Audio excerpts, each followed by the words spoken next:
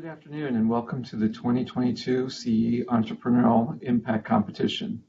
We're excited to be back again this year to celebrate our students' innovative ideas.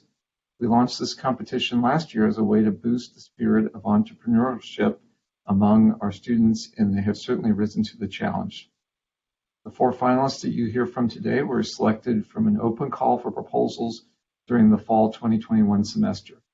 Individuals and teams of students at both the undergraduate and graduate level were invited to apply with their entrepreneurial ideas that could improve the human condition.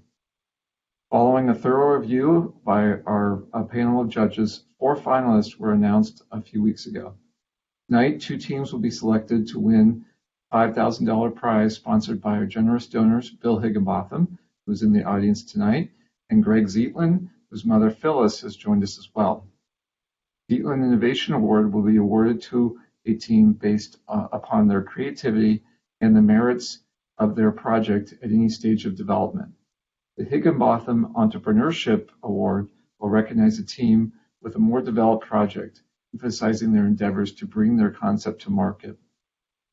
The finalists are with us today and will be presenting their proposals to you, our live audience, and to our distinguished panel of judges. Please join me in a special welcome to our 4 finalists. First finalist is PhycoSight. They will be competing for the Higginbotham Entrepreneurship Award. The team consists of Ben Gincley and Farhan Khan. Second team is VirusTrack, also competing for the Higginbotham Entrepreneurship Prize. And the team consists of Wincy Chen, Zhongyu Do, and Eric Mai. The third team is Secure, and they will be competing for the Zeitlin Innovation Prize. The team consists of Zhongyu Yang, Ron Knezevich, Marius Francois-Marchal, Ariel Steele, and Lucas Yu. The fourth team is titled 3D Printed Wood, and the team will be competing for the Zeitlin Innovation Prize and consists of Katy Bradford. Over the next hour, each team will pitch their idea to a panel of judges and then take questions. 10 minutes will be allotted for the judges to ask questions. We welcome questions from our audience as well, using the Q&A box at the bottom right of your screen. Each team will have an opportunity to respond to the audience questions during the break when the judges are doing their deliberations. And with that, I would like to turn it over now to Professor Ajo Amakuzi-Kennedy, our Associate Chair for Global Engineering Leadership and Entrepreneurship, who will be our MC for today's event. Ajo, the floor is yours. All right, thank you, Don. Good evening, everybody, and let me join with Don to welcome you to our 2022 Entrepreneurial Impact Competition. We are very pleased to have you all here tonight. I'm going to go ahead and introduce our judges, first of all. Okay, so we have 5 judges who have spent a lot of time reviewing the applications and coming up with our 4 finalists. Our first judge is Arjun Baer. Arjun Baer is a building envelope and structural forensics engineer specializing in the design, investigation, and rehabilitation of structures and building enclosures. He also has extensive experience designing low-cost water treatment devices, tests, and software platforms aimed at sparking behavior change and broadening access to clean water in developing countries. Baer is also one of the School of Civil and Environmental Engineering's 2022 40 Under 40 honorees. Congratulations to him. Very well-deserved honor. I recall him from my 3000 class many years ago. Our second judge is Darion Dunn, who graduated from CE in 2000. Dunn is a real estate investor and founding partner of Atlantica Properties. Dunn brings a unique perspective to multifamily housing. He strongly believes that everyone profits when communities adopt a thoughtful, inclusive approach to real estate development. Our third judge is Elizabeth and Bill Higginbotham Professor in the School of Civil and Environmental Engineering, David Frost. David Frost has a range of startup experiences involving university campuses, academic programs, and technology companies. He has been a founding partner in 2 software companies that leverage mobile, web, and cloud-based applications to acquire and manage engineering data. Our 4th judge, Lauren Greene, has a degree from CHB in 1984. She got that degree, and then a master's in environmental engineering in 93. She is CEO of Pond & Company, as well as a professional engineer with more than 35 years of experience leading design teams in creating new and adaptive real-world solutions to the built environment. As a leader in the architecture, engineering, and construction industry, Greene has a unique perspective on the future of sustainability and resiliency needs across various environments. And last but not least is our own Dr. Lisa Rosenstein. She's Director of the Engineering Communications Program in the School of Civil and Environmental Engineering at Georgia Tech. This program integrates instruction on written, visual, and oral communication into the engineering curriculum. She has decades of experience teaching engineering students how to effectively present their ideas and technical documents, fellowship applications, journal articles, conference presentations, and several other types of documents. And I may say that she is also a great support to faculty as well in the school. So thank you to all our judges for all the time and effort you've put into reviewing the projects, and thank you for joining us this evening. So we're going to go ahead and begin with our presentations. Each team will have 5 minutes to present their proposals. The presentations will be assessed by a panel of judges on how well they satisfy 5 criteria. The first criterion is innovation. Okay, that speaks to whether the idea is novel. How does it compare to other ideas that address the same problem? The second criterion, demand, captures whether there is demand for the invention. Are people likely to use it? Third criterion is impact. How big is the potential impact of the invention? How many people, communities, etc. are likely to use it? The fourth is inventor passion. How passionate is the team or individual inventor about the idea? And then the fifth criterion is the probability of becoming a successful endeavor. Will someone invest in helping to make this invention a reality? So these 5 judging criteria will be used for both the Zeitlin Innovation Award as well as the Higginbotham Entrepreneurship Award. However, they're going to be weighed differently. The Zeitlin recognizes that the Zeitlin Innovation Award emphasizes the potential of a project. So in this way, the winner of this award will be recognized for the merits of their concept at any stage in the development of their endeavor. The Higginbotham Entrepreneurship Award emphasizes the relative maturity of the project. So the winners here will have tailored their concept to specific end users with an emphasis on bringing their concept to market. So without much ado, I'm going to go ahead and introduce our first finalist. Our first finalist is PhycoSight. And PhycoSight has been working on an innovation to improve water quality monitoring. Their work addresses the rapid proliferation of toxin-producing algae, known as harmful algal blooms, HABs, that present a grave threat to inland water quality. They are caused by excessive nutrient discharge into water and warming temperatures due to climate change. HABs kill fish. They cause toxic discoloration and odor in drinking water supplies. We have engineering Ph.D. candidates Benjamin Gincley and Farhan Khan, who have a plan to combat these HABs through the development of PhycoSight, a low-cost, rapid, accurate, and automated device to monitor water quality. PhycoSight is a Higginbotham Entrepreneurship finalist. The presentation on this innovation will be made by Ben Gincley. Ben, you may begin your presentation. You have 5 minutes. Oh, thank you for such a great introduction. Um, Let me get my screen shared here. All right, so hello. Thank you for that tremendous introduction. Thank you to the organizers of this competition, as well as all the judges for your time, and welcome to all of those in attendance. My name, as Dr. Kennedy mentioned, is Ben Gincley. I'm joined by Farhan Khan, and we're here to present on our venture PhycoSight and our lead product, which is called Artemis. So when nutrient-rich runoff or wastewater is discharged into receiving waters, these fertilizers accelerate the growth of algae, which leads to harmful algal blooms or HABs. Globally, HABs cause an estimated $4 billion in annual damages to human health. And in the US, the impacts are particularly felt by the fishing, tourism, and drinking water industries.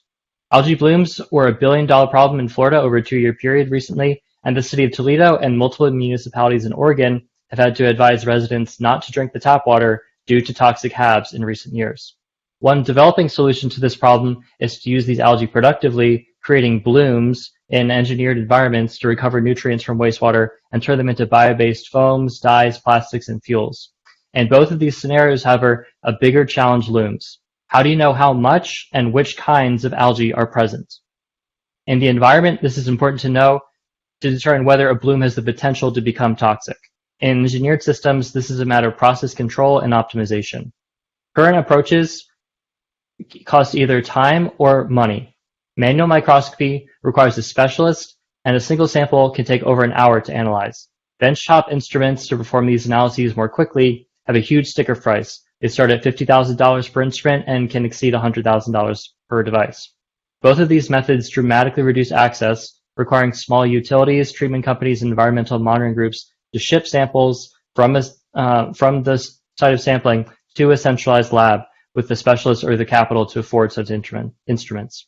I'll emphasize the samples have to be brought from their source to the expert or the instrument. Thus, it often takes days or weeks to get results. This is often too late for a forming bloom, a process disruption, or a culture crash. To lower this barrier to access and to bring analysis to the point of sampling, we created our brand PhycoSight around our low-cost smart sensing device, Artemis.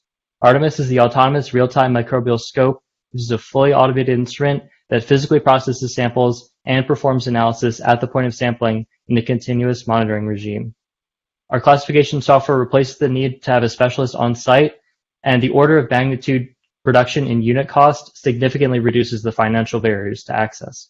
A key feature of Artemis is its utilization of machine and deep learning classifiers deployed on the embedded system, which when it comes to classifying microalgae specifically, we have a significantly higher accuracy than the current dominant commercial solution. The target for our initial go-to-market is the niche of wastewater treatment using microalgae. This is a small but rapidly growing segment of the broader industry, but we expect to have the most success in this niche for 2 reasons. One, individuals up and down the value chain are already accustomed to purchasing similar instruments, and so they don't require much convincing that there's a need for this type of solution. Second, operators have technical backgrounds and can communicate constructive feedback on the MVP. From here, we plan to expand into adjacent markets, the industrial scale cultivation of algae in the algae biomass industry, other wastewater utilities, drinking water utilities concerned about tracking HABs, research and citizen scientists organizations tasked with studying microalgae in the environment.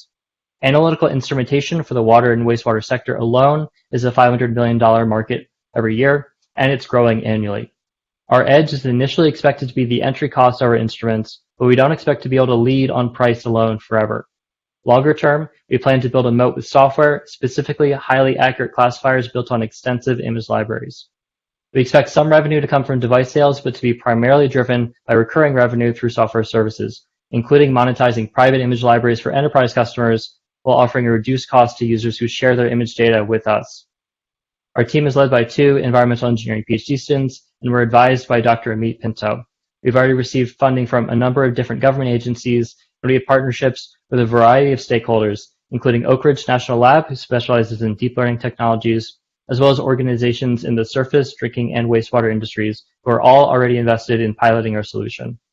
Our next use of funds will be allocated towards distributing prototypes to early adopters to continue to build our image library database, and towards an exhibitor booth at an industry conference like WEFTech to identify early adopters outside of our network.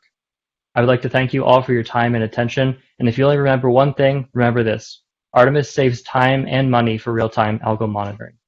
Thank you. Go into our Q&A, and thank you so much for sticking within the 5 minutes. Of course. Well, I'm going to call on our first judge, Arjun Bear, to present the first question.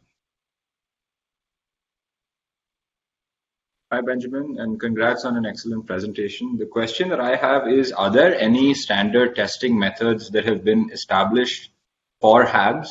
And have you evaluated the accuracy of your product against these standard methods? And if so, where do you stand? Right. So for HABs, there are really two ways to do this. The first is to do the microscopy type approach. So this will be sending either a sample to an expert or using an existing solution. Or it'll be an actual toxin-based analysis, a chemical analysis of the toxins. We haven't benchmarked against any of the toxin analyses. We have compared our algal classification performance against the leading commercial solution, automated solution instrument. It's called a FlowCam. And as far as comparison goes, our classification is much more accurate, but our instrument processes samples more slowly. They've invested a lot of capital in really high-end components. So their instrument costs a lot of money, but it also processes samples very quickly. Ours processes samples slower, but more accurately. Very good. Do you have a follow-up question, Arjun? Or that answers your question? It does. Okay, excellent. All right, so we'll go to Darion for our next question. Hello, gentlemen. What is the cost to produce your prototype that is already in production? What is that unit cost for that? Right, our bill of materials is about $650, and that's just to buy all the parts if you just buy one of everything. Part of that is the 3D printed material, so our device's housing is 3D printed, so that includes the cost of the filament for that. But the $650 figure doesn't include the assembly time. And was that something that you guys did with sweat equity on the prototype, is actually do all of the assembling yourself? Correct, yeah. Yeah, it's a lot of time in the lab doing manual assembly. Thank you. Very good. Okay, we go to our next question from Professor Frost. Thanks for a very clear presentation. So I have a question and then maybe a follow-on. First of all, how quickly will a bloom grow? And the reason I ask that is because you've highlighted the importance of time in your instrument. Right, depending on the species that's driving the bloom, a bloom can form in between 2 and 3 days, from having the water be perfectly clear and it looks fine to there's actually a visual component of algae in the water. Yeah, so this can happen between 2 and 3 days. Okay, and then second, you mentioned that your instrument has higher accuracy than the current dominant market instrument. Could you maybe give me a little bit more of a quantitative answer other than just higher? Sure. Yeah, so we use deep learning based classifiers, and using our classifiers, we're getting a broad accuracy of about 93% across, this is for 7 different taxonomic groups. The leading product on the market uses a different approach for classification. It basically uses thresholds and filters. So actually for microalgae specifically, it does an incredibly poor job of classifying similarly appearing microalgae.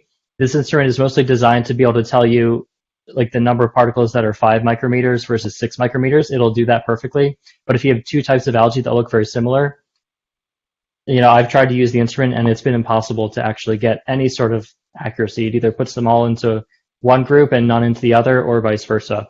So it's from an engineering standpoint, it's actually been kind of frustrating to try to benchmark the two if the accuracy on the existing one is virtually 0, except for very specific controlled samples where you pick things that are very, very differently in appearance. All right. Thank you very much. Okay, very good. All right, we go next to Lorraine for our next question. Yes, thank you. I must say, grad students have grown up a lot since I was in grad school. Very impressive. Couple of questions. First, Benjamin, what are the barriers to success for this methodology? And tying into that, what are the limitations of your invention? Could I ask a clarification for barriers? Do you mean for the venture or for the actual product? For the technology. Okay. The hardest, like the biggest barrier right now is proving reliability in the field. So we can get the instrument to work fine in the lab, and we've done a pilot test already at a field site where we've had somebody from our team using the instrument. We haven't yet fully deployed this out for a long time out into like surface water, for example. We have had an undergraduate capstone team work on a buoy to deploy this out in a river, and they validated that they could take images with that. But the biggest barrier will to reliably get information, to get data from these instruments without requiring maintenance for like a month or more. That's what I see as the biggest barrier. And could you remind me your second question? What do you see as limitations? Do you have any limitations, temperature, time, species, that sort of thing? Right now, we're limited partially by particle size and the matrix. So there's specific ranges of particle sizes that this system or any related system is designed to work with. And so typically what these instruments will do, including ours, is you'll swap the flow cell or the imaging chamber based on the particle size that you're looking for. But so, for example, if you're looking for algae that are maybe 10 to 20 microns, they'll use a specific size. And then if there's also zooplankton in that same sample matrix that are hundreds of microns large, this can cause interference and sometimes clogging. And so that's a key barrier in the future. Okay, very good. We'll go to Dr. Lisa Rosenstein for our final question for you. Lisa, you are muted, I think. 2 years in. Mm-hmm. I was wondering if you could give me a non-technical explanation of what the image library is and how it is used.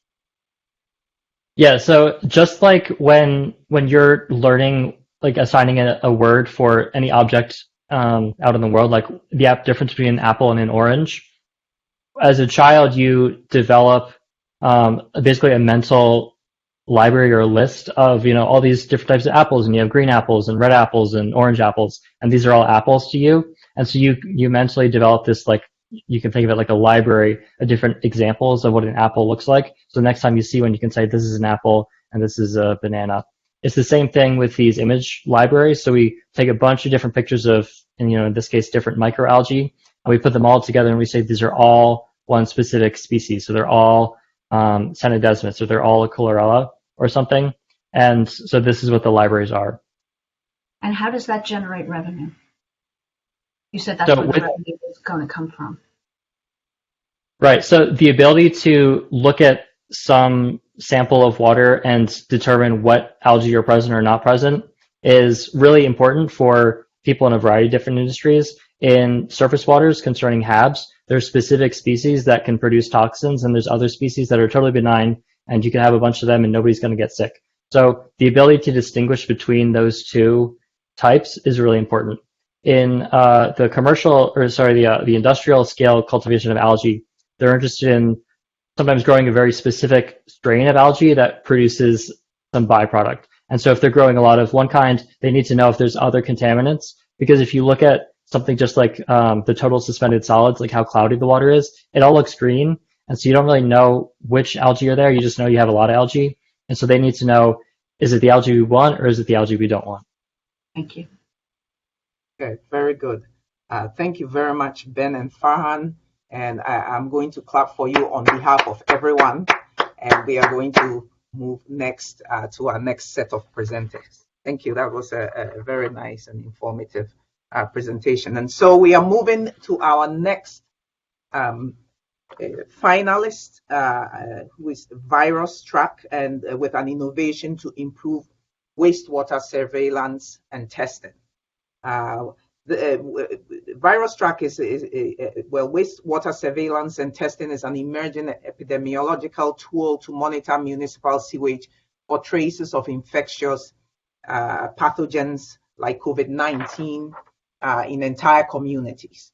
So through wastewater testing, researchers can confirm whether a viral pathogen is present in a population and whether transmission is increasing or declining.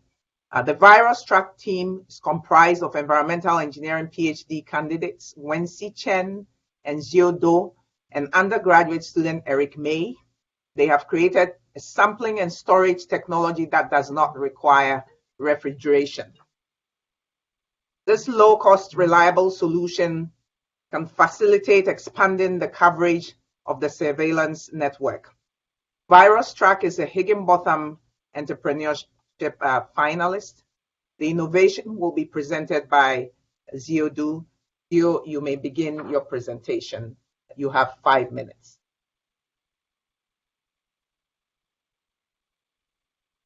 Thank you, Dr. Kennedy, for your nice introduction. Can you hear me? Yes, we hear you clearly. Okay. I'll go ahead and pull up my screen here.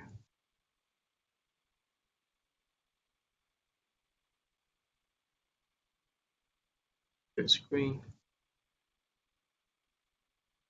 Here we go. Okay. Okay, I'll just get started. Let me start with the curve tracking COVID cases here. Unfortunately, as you all can see, the highly contagious new variant Omicron pushes national COVID case numbers to record highs and sends hospitals across the country into crisis mode.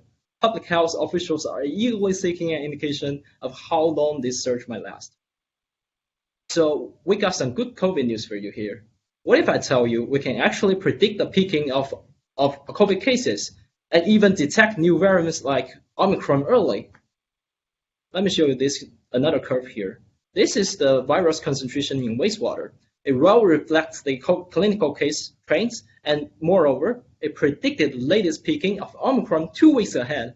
So yeah, it turns out your poop is the magic crystal ball in our fight against the virus. The good news is crappy news. Let me break it down for you. It's got the wastewater surveillance program. Whether you're asymptomatic or symptomatic, tested or not, your poop carrying the virus will end up in the wastewater and get tested out. And that virus level in wastewater provides a strong, independent signal of how much is circulating in given communities. And that information will inform public health action to better funnel of medical resources to save more lives. So how is it going so far? Last time I checked, there are about 183 counties across 25 states participating in this program, averaging about 7 counties per state. For reference, there are 159 counties in Georgia. So that's only about 4% coverage. Though CDC is trying to expand the surveillance, but the progress is stagnant. Why? It ties back into the current sampling and transportation logistics. Since virus RNA samples need to be frozen to provide a reliable results, so for long-distance transportation, the cold chain or refrigeration is necessary. However, the high cost and limited availability of cold chain drive away a lot of possible participants. And we all know that we are short of truck drivers right now. So overall, the current surveillance program remains resource demanding, linear, spotty, and ad hoc. We do need an upgrade. Here we give you Virus Truck. The Virus Truck is like a selective cage that packs and stabilizes virus sample inside, eliminating any external contamination, thus slows down the degradation of the virus. Here are some numbers to prove that our patented Virus Truck can provide an excellent storage for virus samples. What does it mean? To further quantify the impact of Virus Truck without the cold chain or refrigeration, we can cut the transportation or distribution cost up to 60%. And in addition to that, the normal dry storage facilities are way more available than those cold storage facilities. Taking advantage of Virus Truck, we estimate to bump the surveillance coverage up to at least 10%. Moving forward, with these increased participants and sampling sites, we're looking further to something bigger. Instead of the spotty and linear data points, we envision a community-led, decentralized surveillance data network. This hierarchy network starts with individual communities where a volunteer can sample wastewater from sewer easily and send out the sample through USPS to regional distribution centers. After sorting and labeling, the sample goes from wastewater plants and distribution centers will be sent to nearby laboratories, get tested, and finally, the results will be uploaded to health department's online database. In that way, the virus track can realize a responsive, high coverage, covering 40 million people, and most importantly, community-specific healthcare data network. Our next steps are to standardize the protocols of our product based on the pilot testing supported by CDC, and then we'll reach out to potential investors to launch this product either on our own or through partnership with existing players, followed by market penetration, targeting health departments. Last but not least, to build on the success in public health sector, we plan to expand the product mix to personal health care as well, since this technology can be also applied to human body fluids like saliva, blood, urine, for sampling of many other disease indicators. These are all the potential investors and partners. We say better to prepare than to repair. Covered by our advanced virus truck healthcare network, you know you're prepared. Thank you. Very nice. Thank you, Zio, and thank you for staying within 5 minutes. We are going to go ahead and open it up for Q&A, and we are going to start this time with Dr. Lisa Rosenstein. First question from Dr. Lisa Rosenstein. Thank you for that presentation. I have a question about the process. I don't understand how a community member gets access to the sampling area that you want to send a sample to the lab.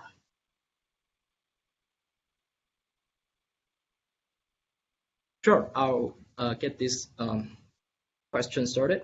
So for the sampling of the wastewater, we don't need any expertise actually. We can just put our tube containing our material down into the sewer and then let it stay there for like a certain period of time and then take it out. It's gonna uptake the virus sample in there, and because we don't need any freezer or refrigeration, we can just pack it and send it out through USPS to the distribution center or to the nearby laboratories. That's the basic process for the sampling. Thank you very much. Thank you. Okay. Very good. We go to our next, for our next question, we'll go to Lorraine. Yes, thank you. Excellent presentation. Help me understand the benefits of this technology from a community perspective. If you estimate that you can only successfully get 40 million users, roughly 11% of the country, what do you envision as the benefits to the communities at large?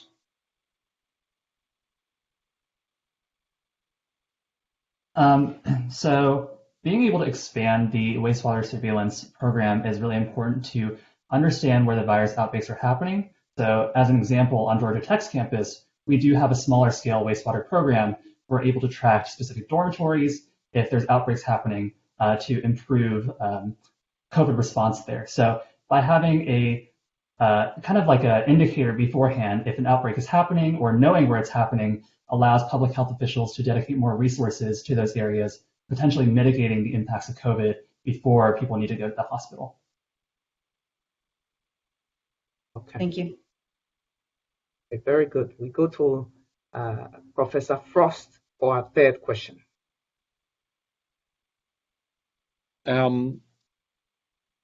So help me kind of make a leap here. The existing methods of testing are at the person level, whereas what you're currently proposing is at a community level. And so, how do you connect individual to community diagnostics? I will take this one. I think that our current method, our product for wastewater surveillance is kind of to target a community level monitoring of the diseases. This can be supplemental to the current like clinical testing results, and it will provide a more in advance like monitoring of the results to reflect the timely infections or like the increase or decrease of the trendings in the community. Okay, and if it's okay with Dr. Amakudzi, I sort of have a related follow-on. Yes. Your first graphic showed your ability to predict 2 weeks earlier, and I'm quite comfortable with that concept, but I didn't quite understand how you could predict the peak value. In other words, the timing piece I get, but how can you predict the peak ahead of time? Again, because you're doing something at a community level and the peak is reflective of individual. Yeah, so I'll take this question. So yes, the timing first is the most important thing. Another thing about these peaking, reflecting the actual cases, there is an interpretation mechanism behind that. And again, this is not just community-based. Actually, that data is based on nationwide. All the 183 counties taking actually part in this program. So again, because the clinical cases numbers is directly related to like if the patient is symptomatic and they visit, get tested, so we have that number reported. But for wastewater surveillance, we don't need that. It's a passive, the passive detection or measurements that it only measure the virus concentration in wastewater. So no matter if you are sick or not, tested or not, the virus number, virus concentration will reflect how much actually the COVID virus is circulating in that community. So that gives us this early indication, and also like for the peaking part, because it is reflecting the trends of the COVID case in this community as well. If it's increasing and then it's decreasing, and then after all, because we know that ahead, so we know if it's a peak or just a temporary drop. So that's my answer for this question. Thank you. Interesting. Okay, we go next to Darion for our next question. Very nice presentation, guys. My question is, how confident are you with that 96% rate of virus preservation? Do you have a margin of error for that data result, or has that been verified by a third party? Well, I will ask this question. So this 96% is based on our testing of the model virus in the wastewater matrix, and the error bar for this 96 is probably like is around like within the 5% the error the standard deviations. And currently we are collaborate with the campus wastewater surveillance team to verify the effectiveness of our product for the real SARS-CoV-2 tracing. Thank you. Okay, very good. And finally, we go to Arjun for our last question. Thank you for an excellent presentation. So the question that I have is that you've spoken extensively about the material, and it seems quite clear that you have plans for large-scale implementation of your product. I know that it is a patented product. To what extent have you figured out the manufacturing process for the material itself? And are you able to produce it at scale at a reasonable cost? And what goes into making this material available at a large scale, and what are the challenges, or where are you placed against when it comes to manufacturing this material to service this large market that you have identified?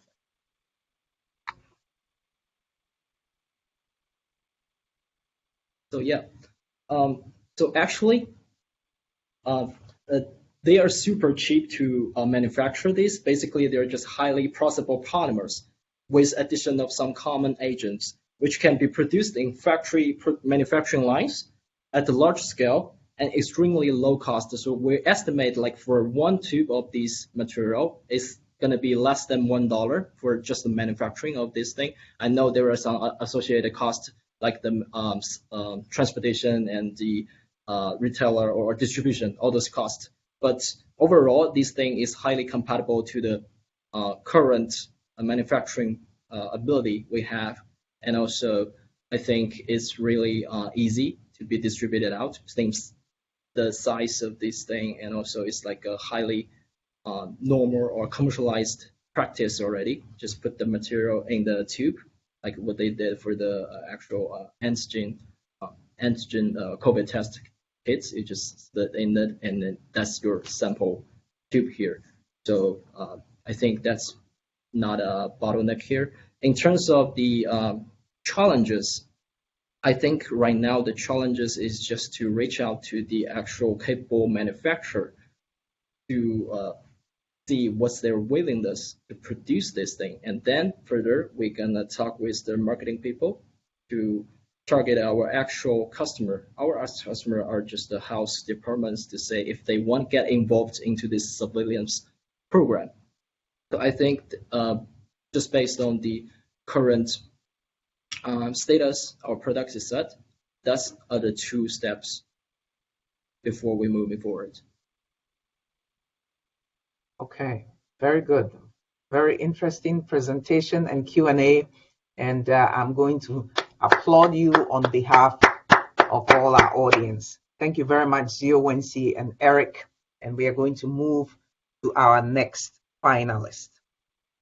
Okay, so our next finalist is Secure. And Secure is presenting an innovation to improve safety on dangerous highway curves. Driving around curves can be dangerous for motorists. We know that.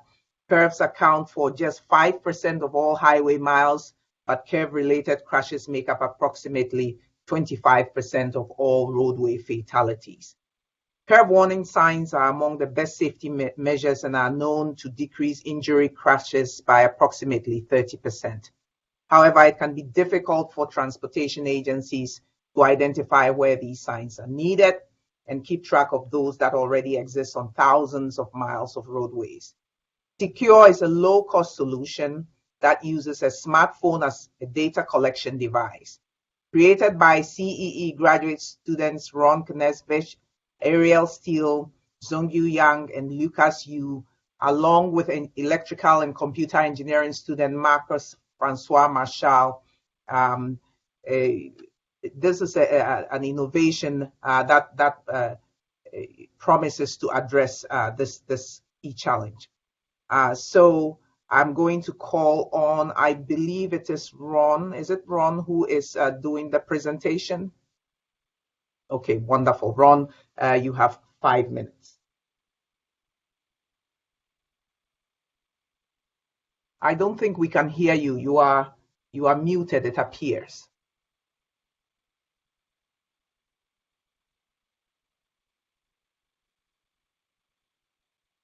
Yes, we don't hear you still.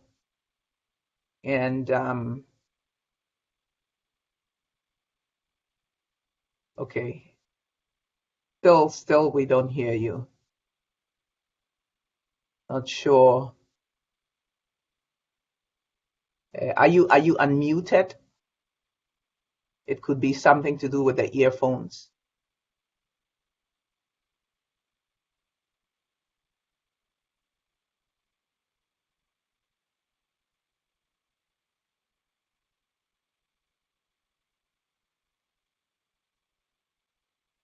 Okay, so maybe what we will do, and I don't know if our next team is ready, just in the interest of time, I'm going to move forward to our next team while we try to diagnose the issues. We don't hear you still, but we'll come back to you.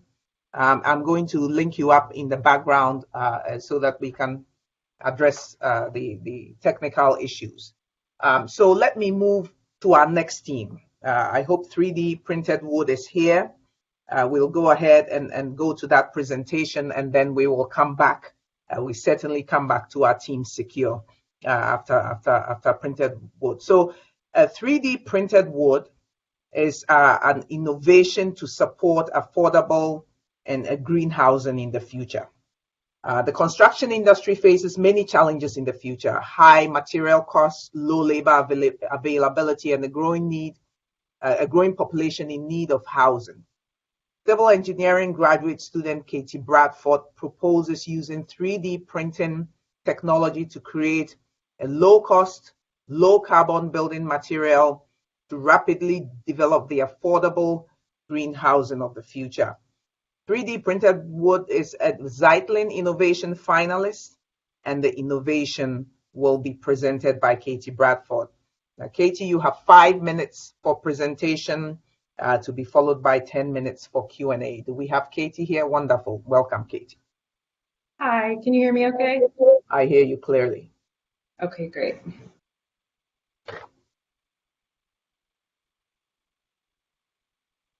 Okay. Okay, sorry, just catching up really quick. I wasn't fully ready to share my screen, but here we go. Okay. Okay, fantastic. Great. Okay, thank you for that intro, and thank you for having me today. I'm developing 3D printed wood because construction has to change. So worldwide, we're experiencing a housing crisis. In the US alone, we're about 3 million housing units in deficit, and that number continues to grow every year as construction is lagging in comparison to historical averages over the last couple of decades.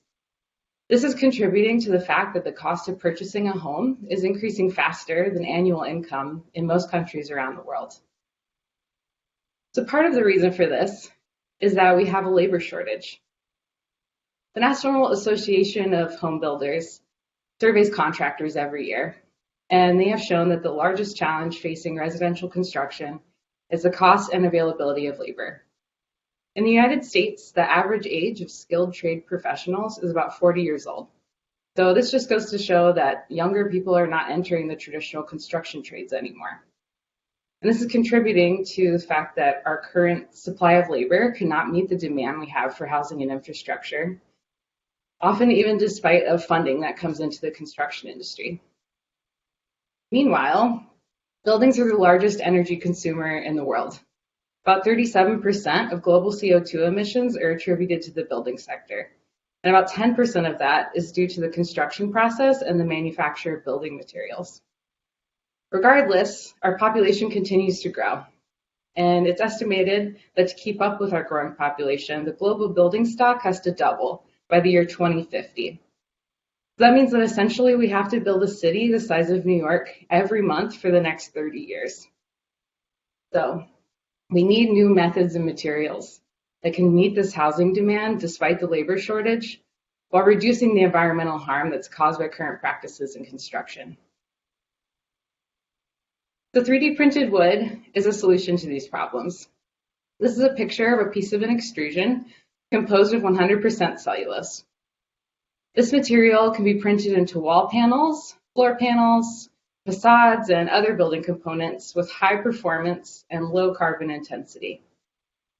In general, 3D printing is already improving the safety, productivity, and efficiency of construction. So there's already a demand for it in this industry.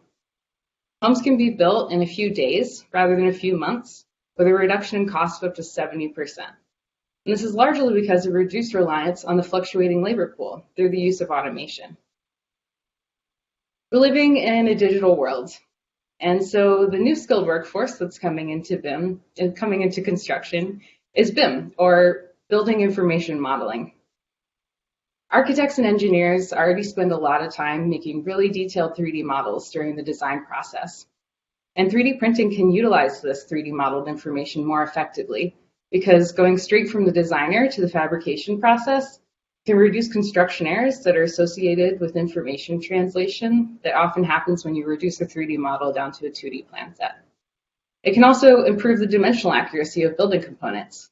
which is especially important in off-site and modular construction, which is also gaining popularity due to its time and cost savings. And so both of these factors can reduce the time and cost associated with construction. You also only use material where you need it. It's estimated that 3D printing can reduce material waste by up to 90%. And in a traditional construction project, about 30% of the materials that are purchased are thrown away. You can also tailor the properties of the material for the place where you plan to put it. So using different 3D printing processes and various additives, you can change the strength or the thermal properties. For example, certain methods of 3D printing can induce cellulose fiber alignment, which can improve the thermal performance of the material for use in the building envelope. So this can also reduce operational energy consumption of buildings in both cladding retrofits and new construction of exterior systems. Cellulose is the most abundant polymer in the world, which means that it's widely available. It's as strong as carbon fibers in some forms, and it also sequesters carbon throughout its life cycle. So it can reduce the embodied carbon of buildings. Construction's a $1 trillion industry, and single-family home residential construction is a $300 billion industry, which is where I plan to start. So because construction 3D printing will continue to grow, there's a great opportunity to develop a range of sustainable composite materials for its use. And due to the aesthetic appeal and sustainability of natural materials like wood, I think 3D printed wood will be readily accepted in this market. Thank you. Okay, thank you for that presentation. We are going into Q&A with our first question from Professor David Frost. Thank you very much for your presentation, nice and clear.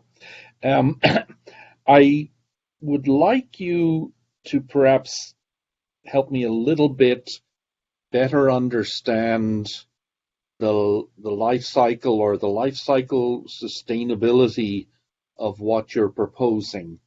I realize you've talked a little bit about carbon capture and so on, but there are other consequences of 3D printing, and including all the way from material cost to heat generated in the process and everything. Can you just tell me a little bit more about that and how your system performs in that context? Sure. So I'm using paste extrusion, which is sort of like the typical kind of 3D printing you think of where you heat up a filament, except for there's no heat applied. So it is a little less energy intensive in that way. Maybe it's easier to talk through the steps of a life cycle assessment. So as I mentioned, this material sequesters carbon in the raw material stage.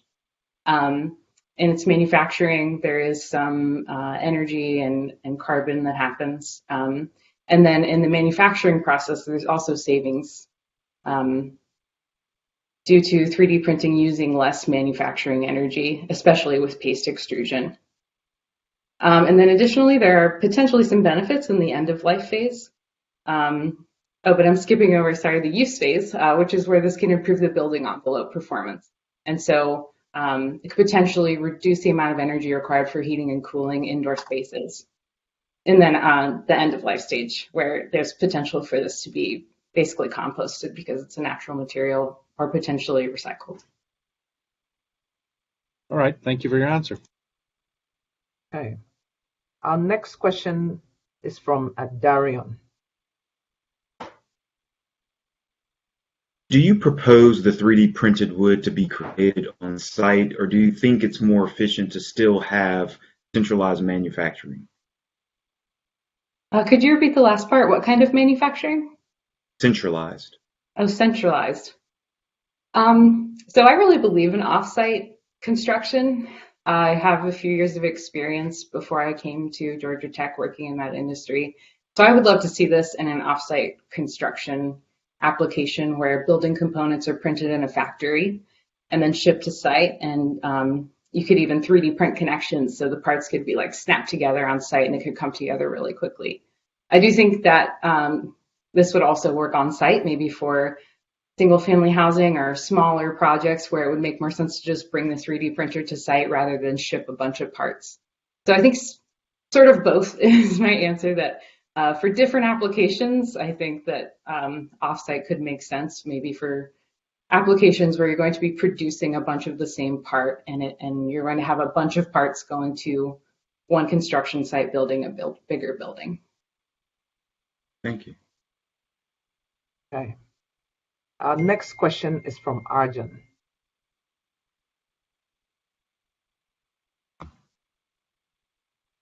So the use cases that you mentioned for 3D printed wood in your presentation were wall panels, floor panels, and facades. And these are all high wear and tear environments. So can you speak to the performance of the material under prolonged exposure to sunlight, water, and physical contact? So I'm in very early stages of developing this material. I plan to follow, there's a UL standard for new 3D printed construction materials. It has a testing protocol with accelerated aging testing for things like you're mentioning. So there are like various additives that can be mixed into the composite to protect it against the weather. And so that's something I'll be experimenting with in the future. And another very quick question I have is, I know you spoke about the thermal performance of it, especially for its use in the building envelope. Do you have any data on the insulating value and what kind of mass of the material you will need for it to meet the thermal requirements that other materials now currently fulfill the need for in the building envelope? I'm not exactly sure. I don't have data. I do know that there are other composite like wood materials that have shown that because of the fiber alignment within wood, you can direct heat transfer away from the interior environment. And so from what I've read from those types of materials, it would be similar to wood. Thank you. Okay. Our next question is from Dr. Lisa Rosenstein.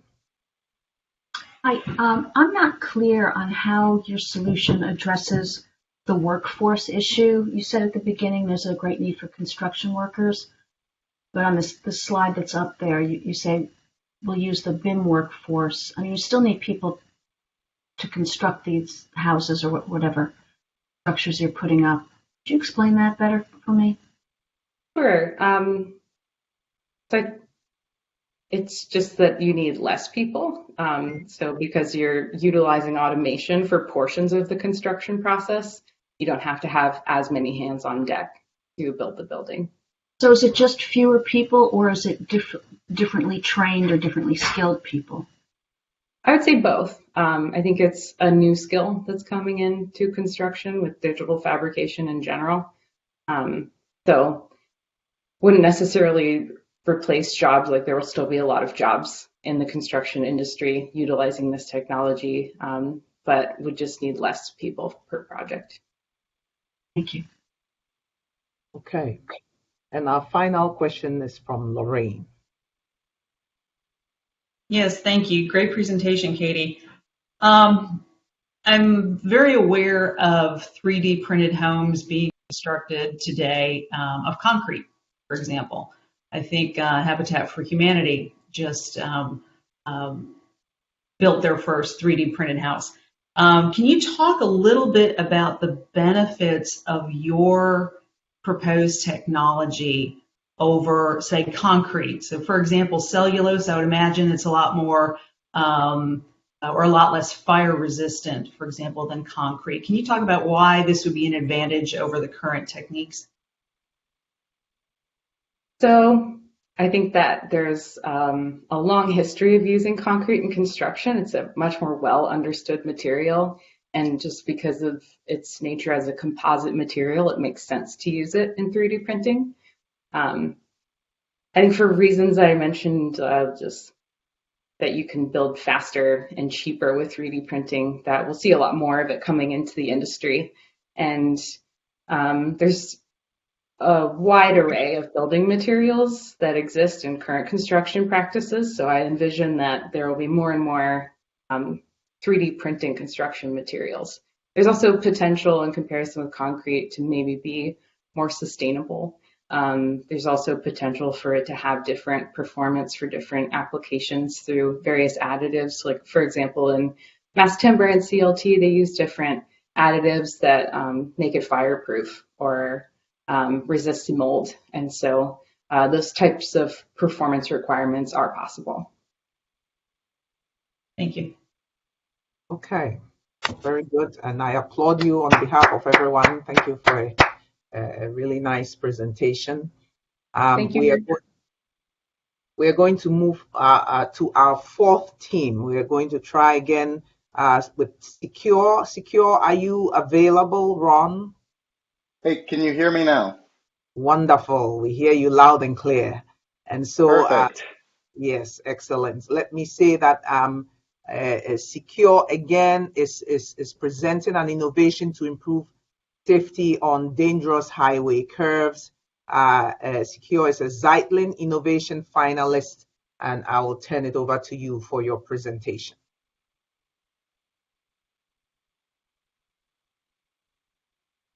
Thank you very much. Can you all see my screen? Yes, we see your screen. So I'm Ron, and our team is called Secure, or Smart Equipment Curve Evaluator. We're comprised of a diverse research team of students studying transportation engineering, infrastructure management, computer science, and electrical engineering. Our team has developed application and methodologies that provide critical data and assistance to engineers to assess curve safety and curve warning sign compliance. To emphasize the importance of this project, I'm first going to talk a little bit about curve crashes, how safety can be improved, and the need for innovation in the market. So over 37,000 people die every year in the US from roadway fatalities, and a quarter of these are curve related. This is disproportionately high since curves are only 5% of highway mileage. Previous studies have shown that enhancements in curve signage can have a 30% reduction in traffic fatalities. So due to signage benefits on curve safety, agencies must comply with the Manual Uniform Traffic Control Devices, or the MUTCD. There are specifications on spacing and sign type that should be on curves within this manual. When roadways are not compliant with the MUTCD, these agencies can be subject to liability when traffic collisions occur. Currently, there is no practical way to screen for MUTCD compliance. On a vast roadway network, such as the Georgia Department of Transportation's 18,000 miles, there are old roadways with substandard signage and signage that is obstructed from collisions and adverse weather. In order to develop a sustainable practice, a timely, cost-effective, and scalable methodology is necessary. This will require automated approaches and minimal change in business operation to determine items such as the roadway geometry, the sign type, and the sign spacing on a vast network. Therefore, our team has come up with a method and application to make it practical to collect necessary data and assess MUTC compliance on a network level. I'm now going to pass it over to Lucas to talk about how this product works. All right, thank you, Ron. So what we want to do with our solution is to use low-cost consumer electronics, such as smartphones, for data collection. So as you can see in this video, well, the smartphone will be mounted to the windshield of the car and to collect motion data, GPS data, as well as imagery data while the vehicle is moving. So this way, it does not require any changes to the business operation. And we were hoping to achieve cross-sourcing data collections by simply mounting these smartphones to vehicles that are owned by the transportation agencies and collect data as these vehicles performing their daily tasks. So this would greatly reduce the need for dedicated data collection, as well as increase the frequency for data collection. So furthermore, our system doesn't just stop at data collection, because without a robust and automated way to process and utilize this data, all the data collected will actually become burden and go to waste. So to evaluate the warning sign compliance, we first need to have an automated way to establish where and what signs are needed on the roadway based on the MUTCD standard. So to do that, we use the trajectory data as well as the sensor data to first identify and extract the location as well as the geometry of the curves, and use them to automatically generate a sign design that's compliant with MUTCD manual. So therefore, this component not only can be used on existing curves, but also we can use it on new curves to speed up the design process. So additionally, the video data we collect can also be used to find out where the signs actually are on the road. So using computer vision and deep learning, we can automatically detect signs and extract their GPS coordinates from the video. So at this stage, we have combined all the information, and we can use them to intelligently evaluate the warning sign compliance on every curve within the roadway network. So to provide, and we can use it to provide data-driven recommendations to agencies regarding their warning sign compliance over the network. So we intend to market this innovation to local and state agencies, as well as consulting companies alike, to assist their design processes as well as safety analysis. So we strive to use this technology to systematically improve the safety on curves and bring more people home safely every year. So this concludes our presentation. Thank you so much for your time. Okay, thank you very much, Ron and Lucas. We're going to open it up for questions with our first question from Darion. Hello, gentlemen. With this device being installed inside of a car, how much redundancy is needed, or how many passes are needed before the recommendation could be given to that agency? Okay, Ron, I will take this question. You want to? Yeah. So, so what we're doing here is we want to make the method or the approach to extract the information robust. So what we have done in the past is we have done validation tests using on a test track where people just drive differently. We have different people driving at a different speed, as well as including very like irradical driving behaviors, like weaving, like jerking the wheel left and right. What we found is because when we're designing the algorithm to extract the information, we have this kind of behavior in mind. So we're able to, by using the sensor data to model these kind of trajectory or behavior to compensate in our extracted data. So what we found is the data is actually really robust against different driving speeds as well as driving behavior. So in terms of the reliability, we hope is by improving the robustness against different data collection conditions, we can hope to having a reliable or like having a semi-confident recommendation to the DOT just by driving maybe 1 or 2 passes in each direction. However, what we want is not only by providing this kind of data, but also having some kind of a confidence level of the data, because we have studied so much of the impact of different driving behaviors to the data. So we can not only provide, I have collected data once, but also confidence level, whether or not I need additional data collections, or in the future to recommend a optimal data collection, recommendation in order, for example, if you want maybe 2 passes for this kind of conditions to have a confident recommendation. Thank you. Thank you very much. Okay, very good. Our next question comes from Arjun. My question is, what potential roadblocks do you see in the path to implementation of this technology? And I know that you will be depending on buy-in from government agencies. Do you anticipate any challenges because of that? And if so, how do you plan to work around it? Sure. So pretty much this needs to be implemented in government agencies and have them slightly modify what they're used to. Right now, they're not really checking for MUTCD compliance on the network level. There is likely going to be more either mandates for safety improvements in the future, as safety becomes more imperative in the federal agency's eyes, and for societal impacts as well. It's becoming more important to state transportation and local transportation agencies too. Soon they'll be forced to make sort of changes to assess this kind of thing on the network level rather than just on a case-by-case basis when they have complaints. So in the future, as there's more buy-in from the state transportation agencies and there's more mandates and initiatives to improve safety, they'll be almost forced to have automated approaches such as this. Yes, and if I may add another point is, I think moving forward to focus on this kind of innovation, one area that we really need to work on is to actually making this product smart, or this, if we say you want to have an application on its own, making this application smart to, go with our name, secure, because the smarter you can make the application in order, for example, in terms of counter different data collection conditions, knowing when you're collecting data or how you're collecting data, you can make this kind of process less intrusive to the existing business operation. For example, engineers, they are doing their jobs. They don't want to bottle down by, I need to think about, okay, am I putting my phone correctly? Am I having my setting correctly?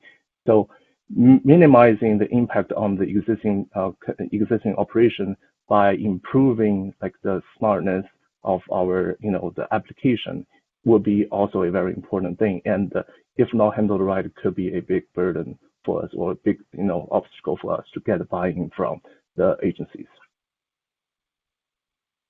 Okay, very good. Our next question is from Dr. Rosenstein.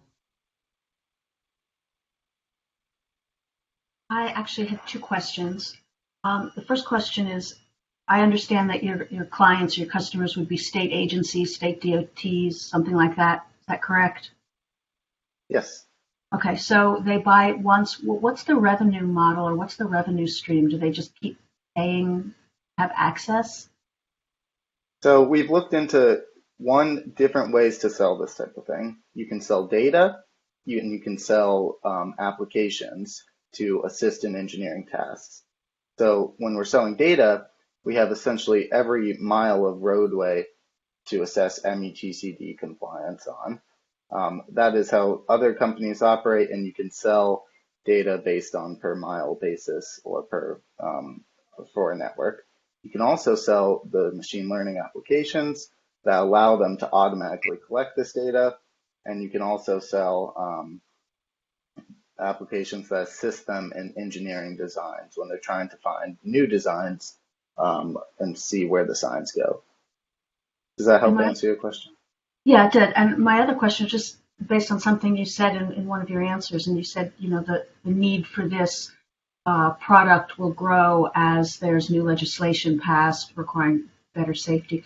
So I'm wondering, rather than waiting for legislation, have you considered having sort of a public policy arm to your company, sort of low-level lobbyists to actually be more proactive about creating the need for your product rather than waiting for someone to say we need this product?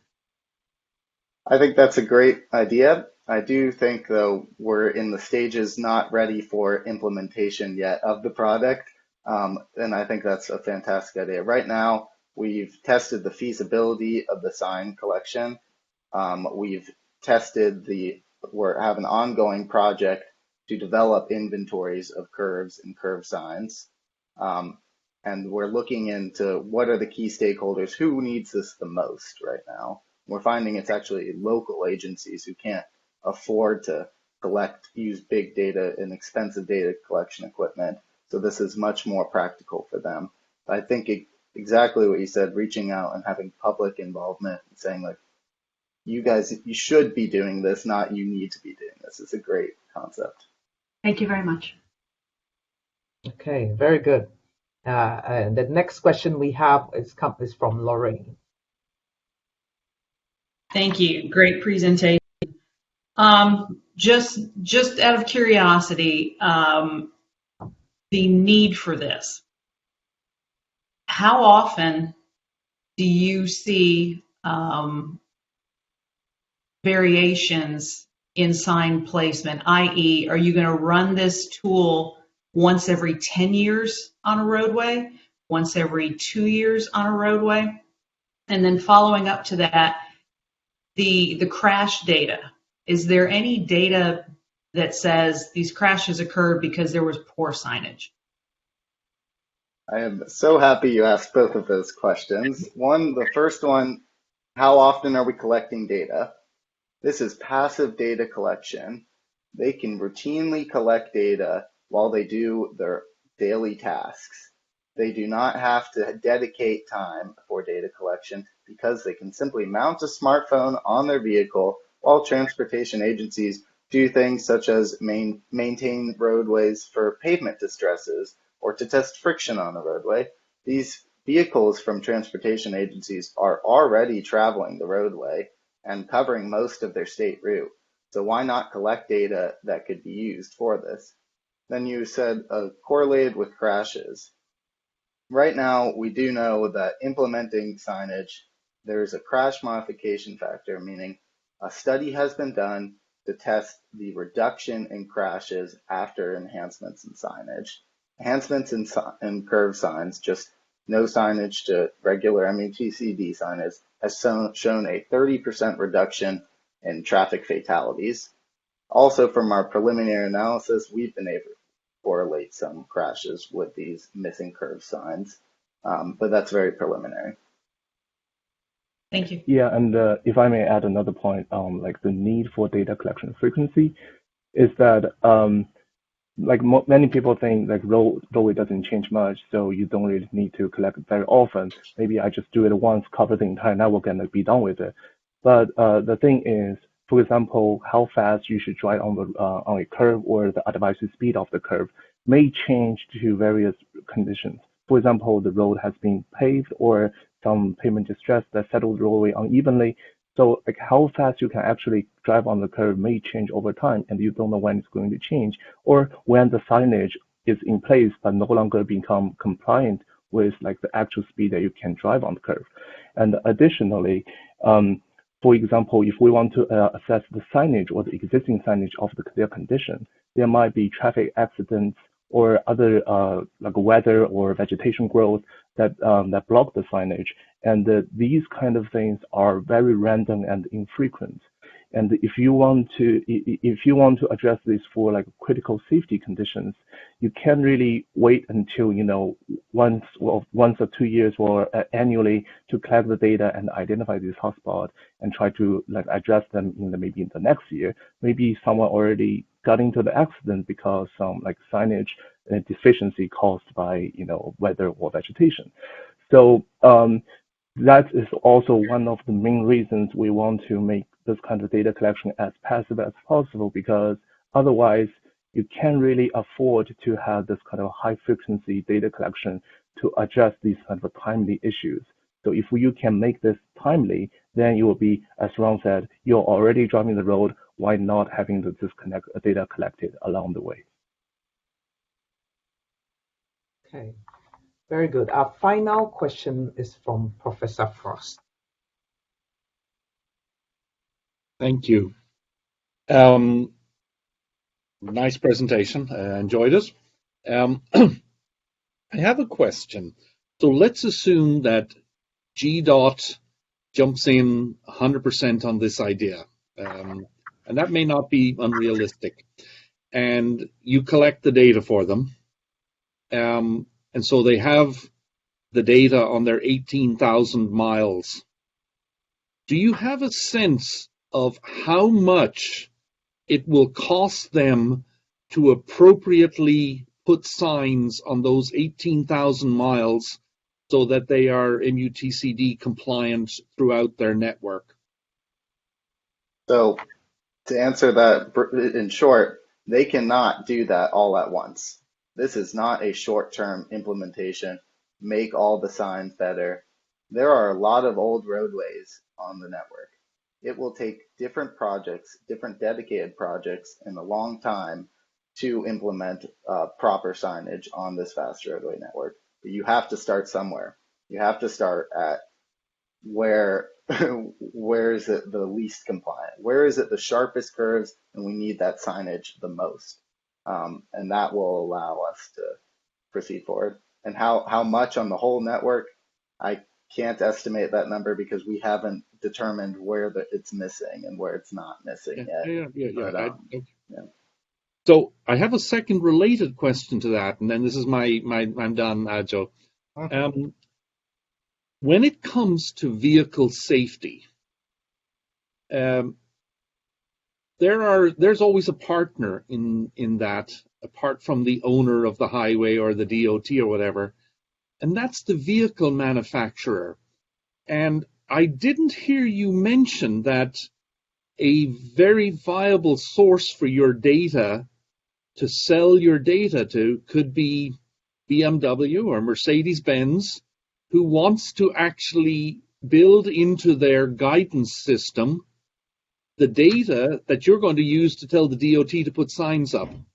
And if that's the case, it's probably much cheaper to do that than to put signs everywhere in the state, because I know when I rely on my car guidance system, it tells me when I need to turn right or left or wherever.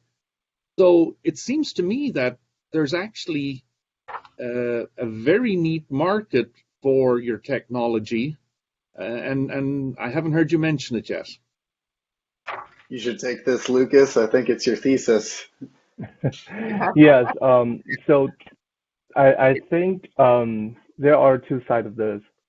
Is what definitely what we are wanting to do with this smartphone is to prove this kind of technology. As long as you kind of these sensors, you have the GPS, you have the camera, you have the motion sensors. As long as you have these sensors, you can do this with any devices. And the connected vehicles, they have this kind of devices for data collection. But also to utilize this data, these kind of vehicles, navigation systems, that would be very good customer for us, to get this kind of data to inform their customer. But personally, I also think like DOT should be an important customer for us, because like DOTs can make sure this kind of data being utilized equally for all the customers. Not because I'm not driving a particular brand of cars, I don't get this kind of information. It's definitely a good benefit for these for example BMW customers. But I think also DOTs, they have the liability to address the issue within their network. So I think moving forward, I think it's a good opportunity to partner with car manufacturers to helping them making their navigation system better, but also helping us or DOTs in terms of collecting their data easier, as more and more cars already have these smart sensors with building into the vehicle. Okay. Very good, very good. I think these have been a wonderful set of presentations, a wonderful work to all our finalists. Let's give them a round of applause. Thank you, Ron and Lucas and Secure. We also want to thank our judges. Our judges are now going to leave this platform and go to another room in cyberspace to deliberate. And so they will take up to 20 minutes to deliberate. And I will, at this point in time, like to invite all our teams back on camera to answer some questions posed by our audience in this time period before we go to the second phase of our event to present awards. Okay, so I know that there have been some questions that have been asked in the chat. Some of them have already been answered. We are going to start with those that have not been answered. Let's see. Are there any? Let's see. Wow, there are some long answers. This is exciting. Okay, we are, still I'm going to say, please go ahead and put your questions in the chat. And I'm going to start with the ones that have no answers. And then if we exhaust all of those, we will go to the ones that have answers as well and answer them on here so everybody can hear the questions and answers. It will be an educative experience for us all. So let me start with Carlisle's question here. I don't see an answer. This question goes to 3D printed wood. What is the carbon footprint to produce the source materials for 3D printing? And how does that weigh against the usage of wood and substitute traditional building materials? So to 3D printed wood. Katie.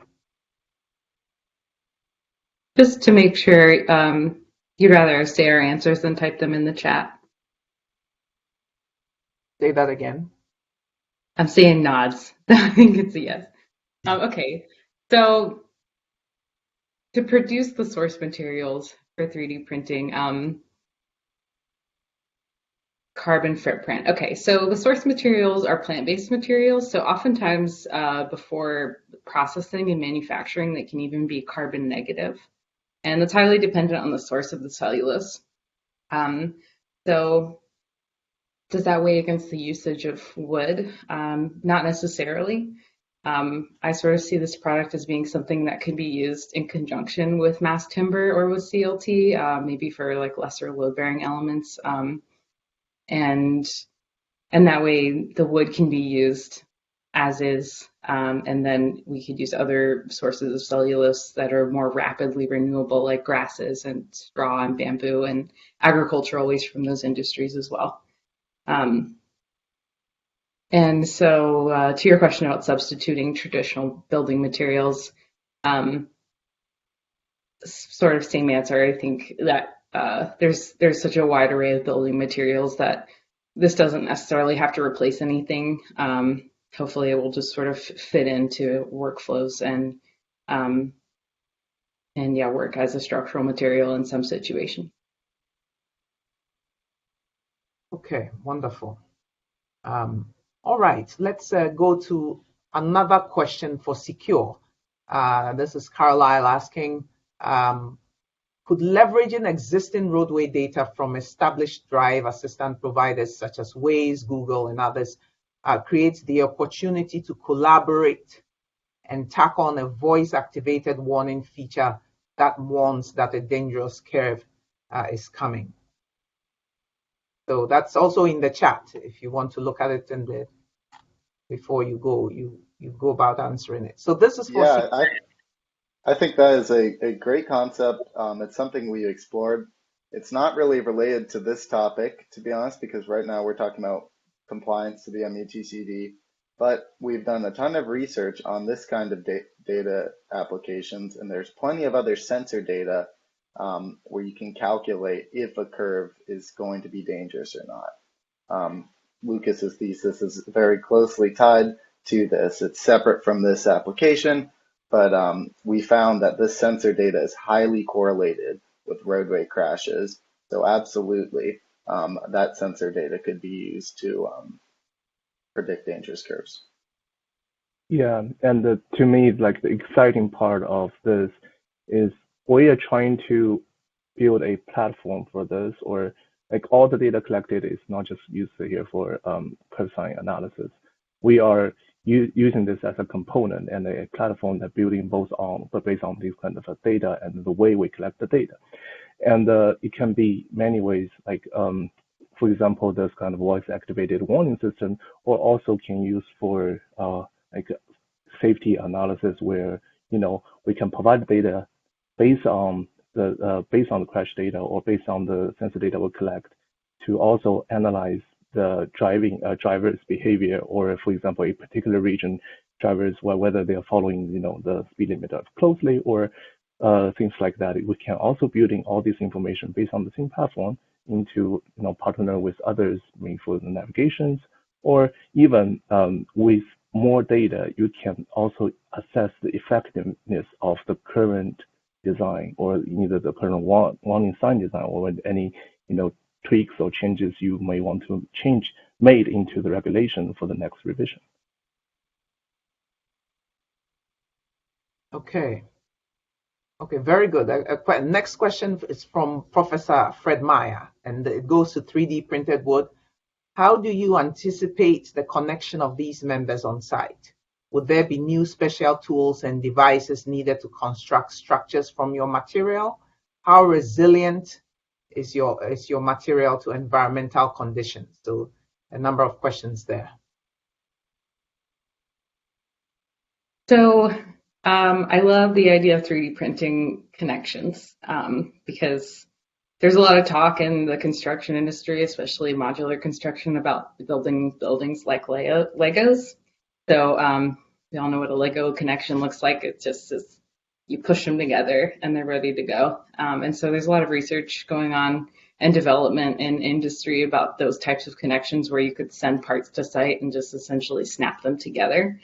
So 3D printing opens up a whole world of possibilities for that kind of concept. But there would be a lot of structural testing required to test those connections and see how they're going to work. So that's something I look forward to trying in the future.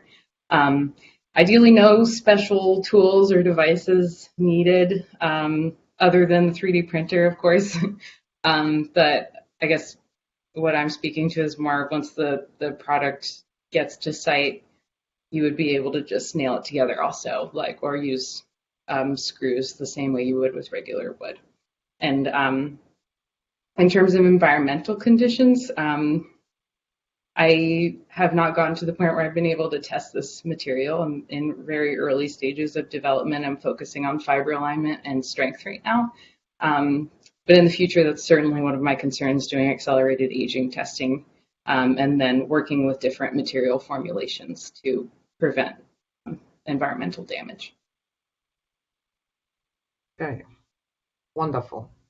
All right. Another question comes from Professor Lauren Stewart. And again, it goes to 3D printed wood. The timber industry and Forest Service will likely view your product as a disruption to their market and vision for many reasons, including environmental, in that cutting of trees for infrastructure is incredibly important to forest health. How do you address this potential pushback? That's a good question. I don't see lumber going anywhere in the construction industry, especially for certain structural conditions.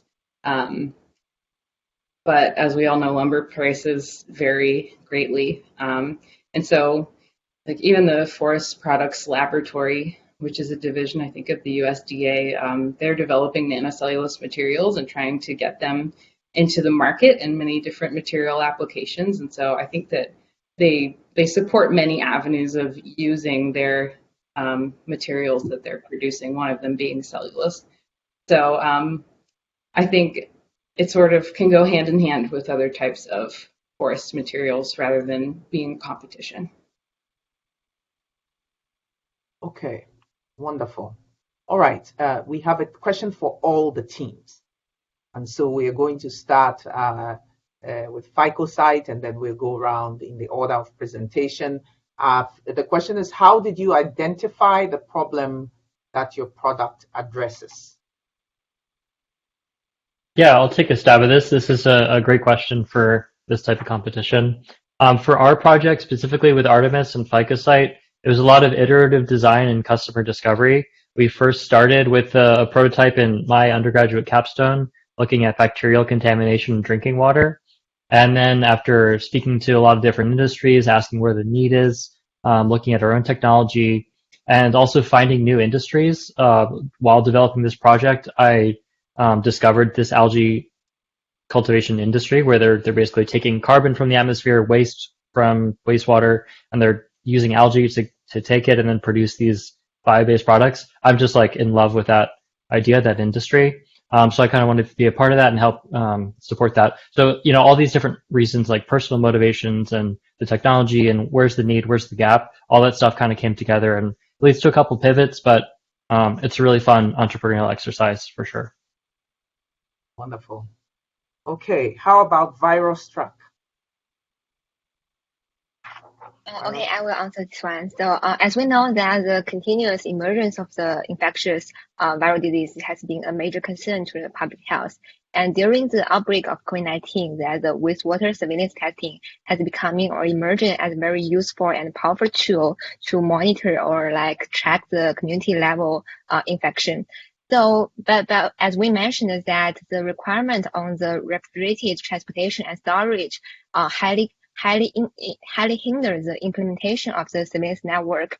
So in our study or in our product, one kind of to fill into this gap in the market and to provide a more simple and also low cost product that we can just use them to for the room temperature story of the wastewater samples, therefore can contribute to the public health, especially for like the resource limited areas or like medically underserved populations. Okay, very good. Thank you, Wency.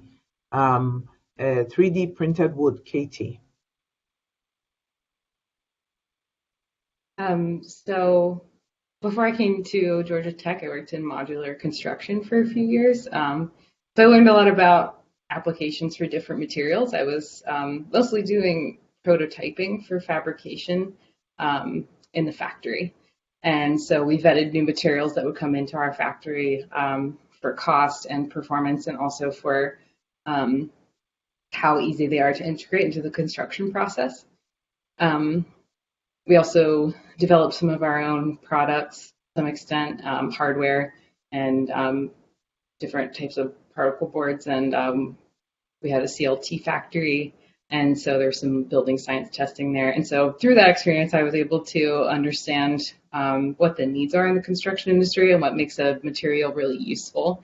And so I started to envision what 3D printing would look like in a factory. And for me, it's mostly that we were having a lot of struggles in the field with our parts of our building not fitting together very well. So we had an 1/8" tolerance for all of our wall and floor panels, and sometimes there would be like 100 wall panels in a line, and so that adds up to, I think, like a foot of tolerance. And so when your slab is already poured, and if all of your walls are a little off, it can cause a lot of problems in the field. So 3D printing can have a tolerance of in the thousandths of an inch range. So that would have saved us a lot of headache at the time. And it presents its own challenges as well. But through just thinking that through that experience, I started learning more about affordable housing. And I also had studied building science and learned a lot about sustainability and life cycle assessments. And so it all just sort of came together through all of those experiences. Okay. Very good. Thank you, Katie. And let's go to Secure. How did you identify the problem that your product addresses? Sure. So I work in traffic safety. I've been kind of focusing on different traffic safety applications for a while. I became so drawn to the idea that we can actually implement something on a roadway and it reduces fatalities, it reduces car injuries. So that's how I got into this traffic safety part. Then we have a diverse research team. For example, Lucas, who also presented, is passionate about automation. We kind of combine this skill set with some people even from ECE who are working on these machine learning algorithms with computer vision to automatically detect signs. This was a collaborative effort of various different projects that kind of came together as one that we realized benefited curb safety in general. Lucas, any follow-up to that? I'll answer. No. Okay, very good. Ron and Lucas, I want to let our audience know, encourage you to please continue to add your questions for each team in the Q&A box at the bottom of your screen. We're going to go to PhycoSight for a question. Can you elaborate on the environmental application of your product? For example, who would use this product to monitor the health of fish populations? Yeah, sure. I provided a text response. I want to be mindful of time if we want to get to the next question for all teams, but we can circle back to this later. Very good. I'm seeing the answer here right now. Okay, let's go to the next question. And this is a question for all the teams. It's an interesting question. How has your project changed over time? That's the first part to the question. Second part, what surprised you as you conducted research and customer discovery? So let's start with how has your project changed over time? Let's start with that and go around. And I'm going to call on Secure to start us off with an answer. Okay, so definitely changed a lot, and definitely because as you develop a product or learning more and more about a certain area, you gain more knowledge and you identify more problems, and you're seeing like you're learning what the current practice is and learning how they can be improved. That definitely helps a lot. And Yeah, so I'm just going to make an example. For example, our smartphones originally we just wanted to measure the acceleration, and instead of using a dedicated device, we're saying, yeah, your smartphone have accelerometer, why not just use that?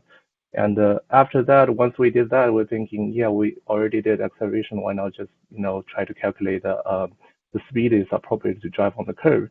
So and more, that's essentially you identify more problems, you learn more about the field, and then you integrate. You have better vision, or you have better vision of your innovation, how it can be integrated with different parts, and how you can build up from a common platform. Okay, excellent. 3D printed wood. How has your project changed over time? So I'd say the materials I'm working with are probably what's changed the most over time. I think the 3D printing portion of it is pretty established in the industry as is, but I'm currently working on the material science, and so I started out thinking about cellulose nanomaterials with many different types of binders, and thinking about wood composite materials and how to draw comparisons, and I think just coming kind of like full circle on what types of cellulose-based materials to use.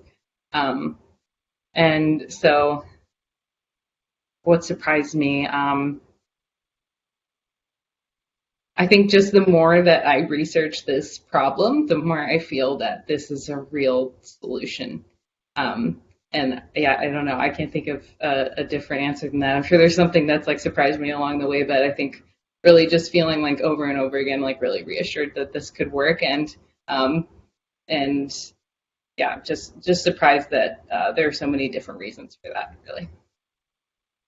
Okay, wonderful. I am just being told here that the judges have finished their deliberations and have identified our winners of this competition this evening. We are going to finish, go through with this, the last a couple of teams answering this question as they get back. Oh, I'm just told they are back. Okay, wonderful. So I think in the interest of time, we are going to pivot.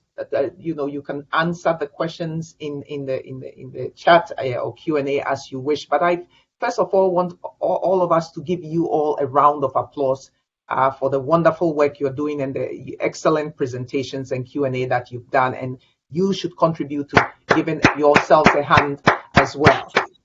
Very good. Okay, so thank you all very much. So we are going to now go into our second phase. First of all, I welcome our judges back from their deliberations. Judges, we thank you very much for the excellent work you've put into this. And we will now go ahead to announce the winners of this year's Entrepreneurial Impact Competition. But before we do that, I'd like to share a little bit about our two generous sponsors, generous donors sponsoring our prizes this evening. Okay, so this evening's competition and $5,000 prizes are made possible by Bill Higginbotham and Greg Zeitling. Let me start by talking a little bit about Bill Higginbotham. He is a 1976 graduate of the School of Civil and Environmental Engineering and a serial entrepreneur.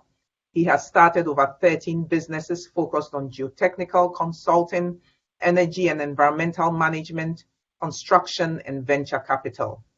Bill has been involved with the school through the External Advisory Board and as a co-instructor of the Innovation and Entrepreneurship in CEE Systems course. Thank you, Bill, for spearheading and supporting our entrepreneurial efforts within the school. Our second prize was established by Greg Zeitling in honor of his parents, Phyllis C. Zeitling, and I know Phyllis is with us tonight, and Alan G. Zeitling. Alan was a 1962 graduate in the School of Civil and Environmental Engineering, and he had a successful entrepreneurial career in construction and real estate in Atlanta. The Phyllis C. and Alan G. Zeitling Prize honors Alan's appreciation to Georgia Tech for helping him launch his successful career and presenting him the opportunity to meet his beloved wife, Phyllis. Many thanks to Greg Zeitling for establishing this prize in his father's memory. Okay, so now we are going to go ahead and announce our winners. The winner of this the winner of this year's Higginbotham Entrepreneurship Award goes to PhycoSight. Please join me giving a round of applause to PhycoSight. And the winner of this year's Zeitlin Innovation Award goes to Secure. Join me in giving a warm round of applause to our winners. Let me be the first to offer my warm congratulations to you all. You've all done an excellent job. Our winners, outstanding job, well-deserved. And it is really encouraging to see the level of entrepreneurial spirit in the school and the continued cultivation of entrepreneurial mindset. We look forward to next year's competition. Please be on the lookout for it and submit your wonderful ideas to continue to improve the human condition. With that, let me turn it over to Professor Don Webster to close out the event. Thank you, Adjo, and I'll echo your congratulations for the teams. Truly outstanding presentations tonight, and really proud of the work that you've done. So thank you to everyone for being here tonight. Let's give another virtual round of applause for our winners and to all the finalists for their innovative and impactful and interesting proposals. I'm inspired by what I saw here this evening, and I'm proud of the quality of work on display.